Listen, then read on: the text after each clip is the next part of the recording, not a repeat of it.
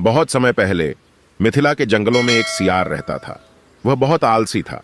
पेट भरने के लिए खरगोशों व चूहों का पीछा करना व उनका शिकार करना उसे बड़ा भारी लगता था। शिकार करने में परिश्रम तो करना ही पड़ता है। दिमाग उसका शैतानी था। यही तिकड़म लगाता रहता कि कैसे ऐसी जुगत लड़ाई जाए जिससे बिना हाथ पैर हिलाए भोजन मिलता रहे। खाया और सो गए। एक दिन इसी सोच में डूबा वह सियार एक झाड़ी में दुबका बैठा था। बाहर चूहों की टोली उछल कूद व भाग दौड़ करने में लगी थी। उनमें एक मोटा सा चूहा था जिसे दूसरे चूहे सरदार कहकर बुला रहे थे और उसका आदेश मान रहे थे। सियार उन्हें देखता रहा। उसके मुंह से लार टपकती रही। फिर उसके दिमाग में एक तरकीब आई। जब चूहे वहां से गए तो उसने दबे पांव उनका पीछा किया।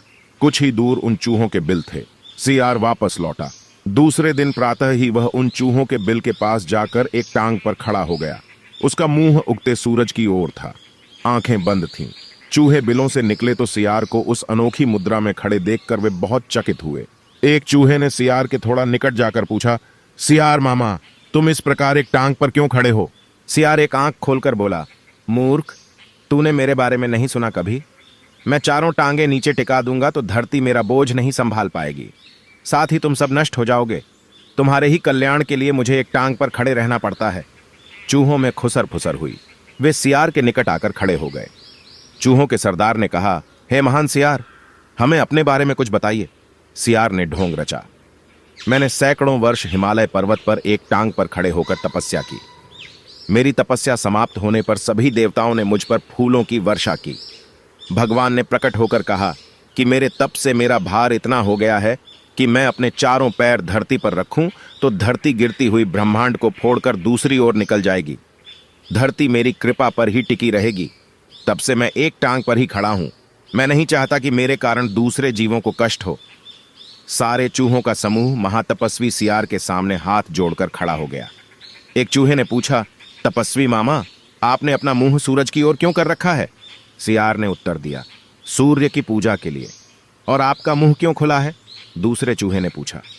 हवा खाने के लिए। मैं केवल हवा खाकर जिंदा रहता हूं। मुझे खाना खाने की जरूरत नहीं पड़ती। मेरे तप का बल हवा को ही पेट में भांति भांति के पकवानों में बदल देता है, सियार बोला। सियार की बात को सुनकर चूहों पर जबरदस्त प्रभाव पड़ा। अब सियार की ओर से उनका सारा भय जाता रहा। वे उसके और निकट आ गए। अपनी बात का असर चूहों पर होता देख दुष्ट सियार दिल ही दिल में खूब हंसा।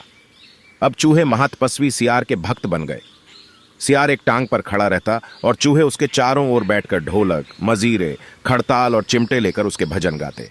भजन कीर्तन समाप्त होने के बाद चूहों की टोलियां भक्ति रस में डूबकर अपने बिलों में घुसने लगती तो सियार सबसे बाद के 3-4 चूहों को दबोचकर खा जाता। फिर रात भर आराम करता, सोता और डकारें लेता। सुबह होते ही फिर वह चूहों के बिलों के पास आकर एक टांग पर खड़ा हो जाता और अपना नाटक चालू रखता। धीरे धीरे चूहों की संख्या कम होने लगी। चूहों के सरदार की नजर से यह बात छिपी नहीं रही। एक दिन सरदार ने सियार से पूछ ही लिया, हे महात्मा सियार, मेरी टोली के चूहे मुझे कम होते नजर आ रहे हैं। ऐसा क्यों हो रहा है? सियार ने आशीर्वाद की मुद्रा में हाथ उठाया, हे चतुर मूषक, यह तो होना ही था। जो सच्चे मन से मेरी भक्ति करेगा वह सशरीर बैकुंठ को जाएगा। बहुत से चूहे भक्ति का फल पा रहे हैं। चूहों के सरदार ने देखा कि सियार मोटा हो गया है। कहीं उसका पेट ही तो वह बैकुंठ लोक नहीं है जहां चूहे जा रहे हैं। चूहों के सरदार ने बाकी बचे चूहों को चेताया और स्वयं उसने दूसरे दिन सबसे बाद में बिल में घुसने का निश्चय किया। भजन समाप्त होने के बाद चूहे बिलों में घुसे। सियार ने सबसे अंत के चूहे को दबोचना चाहा। चूहों का सरदार पहले ही चौकन्ना था। वह दांव मारकर सियार का पंजा बचा गया। असलियत का पता चलते ही वह उछलकर सियार की गर्दन पर चढ़ गया और उसने बाकी चूहों को हमला करने के लिए कहा।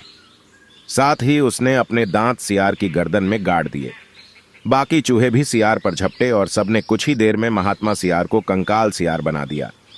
केवल उसकी हड्डियों का पिंजर बचा रह गया। कहानी का तात्पर्य ढोंग कुछ ही दिन चलता है, फिर ढोंगी को अपनी करनी का फल मिलता ही है। मुझे आशा है कि आपने जंगल थीम वाली इस कहानी का आनंद मिला होगा। अगर आपको वीडियो अच्छी लगी हो तो वीडियो को लाइक और शेयर, चैनल को सब्सक्राइब जरूर करें ताकि ऐसी और वीडियो आप तक पहुंच सके। धन्यवाद।